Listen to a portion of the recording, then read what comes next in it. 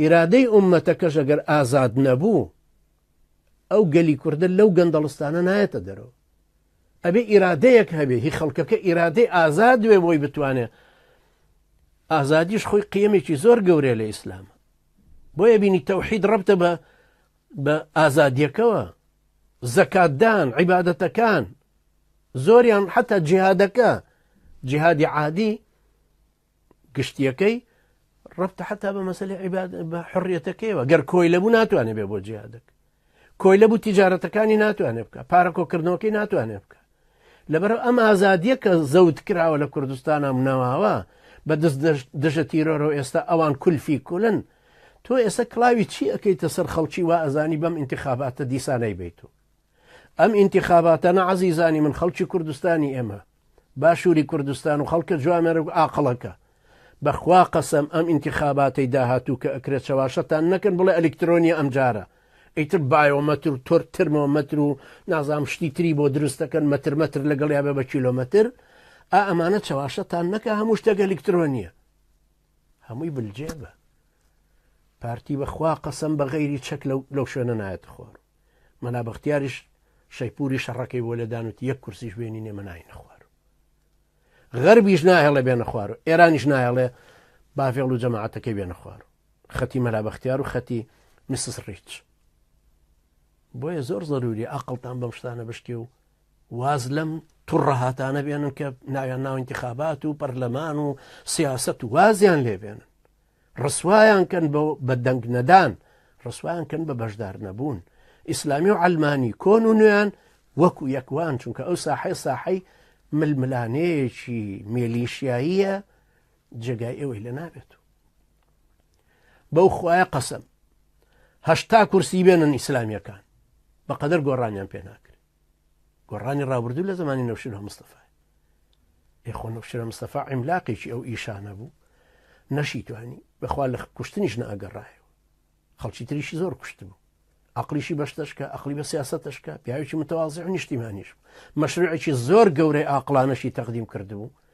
نەیتوانی هەر دکتۆر یوسفێکی مەدەنی مؤدەبی نوێشکەری بۆ نەخرایەوە شوێنی خۆی. لەبەرەوە هی ئەوە نییە وا بزانی لە لەندەن دانیشتووی بە سەوتە ئینتیخابیەکە توانی خەڵک بگۆڕ یا لە فەڕەنسای. ئەوە ئێستا ئەوان وە ئینحرافیان تێکەوێ. ئەمەوە لە کوردستانێکی میلیشیایە ئەمە دروستکات. ئەوەی کە ململانە سیاسەکە چۆتە ناویەوە ململانی سیاسی پێ ناکرێت. بۆیە کاتێک کە ئینتیخابات دێتەوە پێشەوە یەکگرتوو پیاوچاکانی وەکو مامۆستا بورهانی ئەمینی و مامۆستا حەسەن شەمێرانی ئەوانە دێنێتەوە لەم حازڕەمان بۆ بدەن. کۆمەڵیش دێتەوە بۆ لای فاتح داراغایی وەرتخوا چەند محازڕێکمان لەسەر تەقوا و زوهد و ئیمانداری و ئەمانە بۆ بکە و خەڵکی نەدەی دوای ئەمەی گەرمیانەکەین بە تەقوا و دینداری کاکە دەنگ بدەن بە ئێمە. هەمان تاس و هەمان حەمام، هەمان خولگە پیایە هەڵە سوڕێن و دیسان چاواشەکاریەکی تر دەست پێکات. ئشارەتیشم بۆدا لە حەڵقەی ڕابردووەوتم گەورەترین و خەتەرترین نەکسە بەسەر ئیسلامیەکان هاتوێ درۆی ئەخلاقی خۆیان، داڕمانێکی ئەخلاقی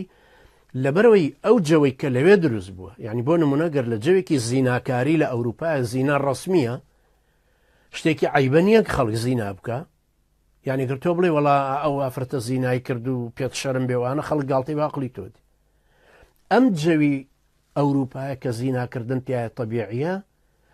نابێوا لە مسلمانیش بکە مسلمانیش زیناکەی پێ تەبیعی ببێ. جا ئێستا ئەو جەوە بیبەرەوە بۆ کوردستان وایە ئەو بێ ئەخلاقیەی بە مەعنا گشتیەکەی ئەو بێ ئەخلاقی پارتیوێچێتی لە باشووری کوردستان دروستیان کردووە. جەوی بێ ئەخلاقی، بێوەفایی، سپڵەیی، دڕندەیی، درۆکردن، چەواشەکاری، نەبوونی بەرنامە، فێڵکردن، عەمالەت، خۆبەستنەوە بە دەرەوە، ئیرادە حوڕ نەکردن، زوڵمکردن لە یەکتری. ئەم جەوە بێدینیەی کە دروستیان کردووە ئیسلامیەکانیش هاتوونەتە ناو ئەم جەوە. بۆ شتێکی تەبیعیشە دیسان وای لێ هاتۆ بۆ بە تەبیعی کە تۆ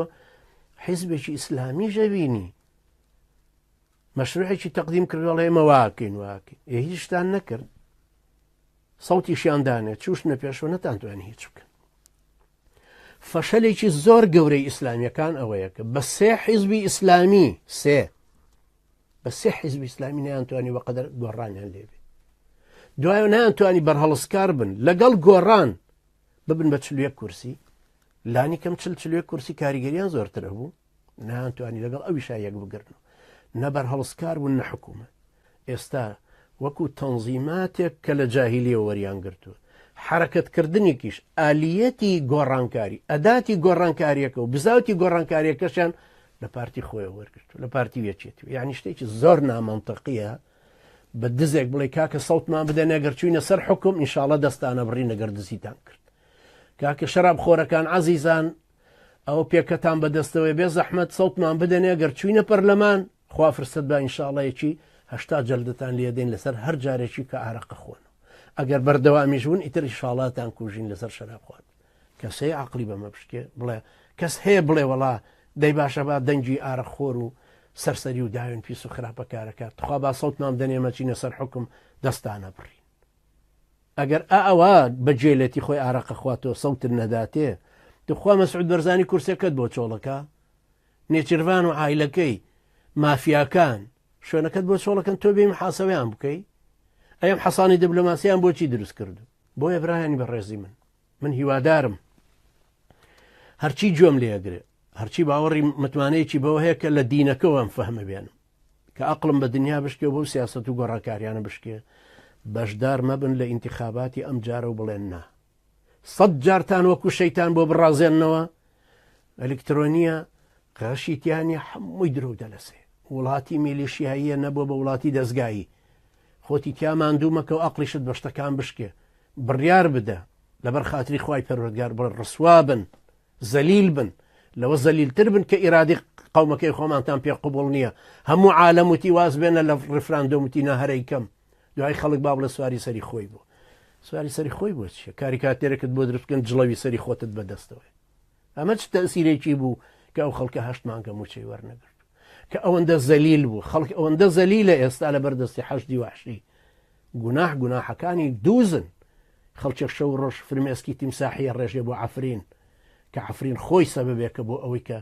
جەیشی تورکی بێتە ناوە چونکە خۆی ڕازی بوو 30,000 جاش دروست بێ بۆ ئەمریکا بەرامبەر بە تورکیا بەڵام بۆ دووز ناگری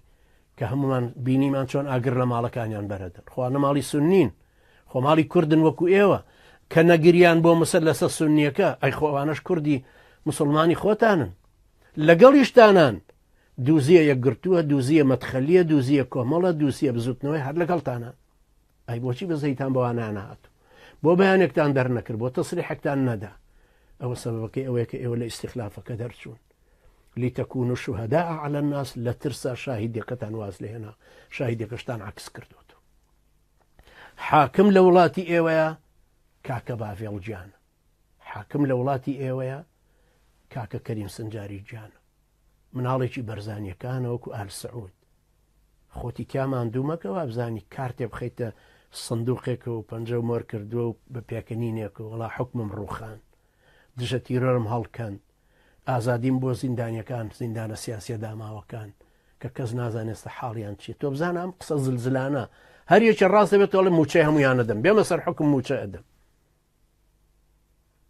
ئەی بە باسێکی زیندانیەکان بۆ ناکەی زیندانی لاکۆڵات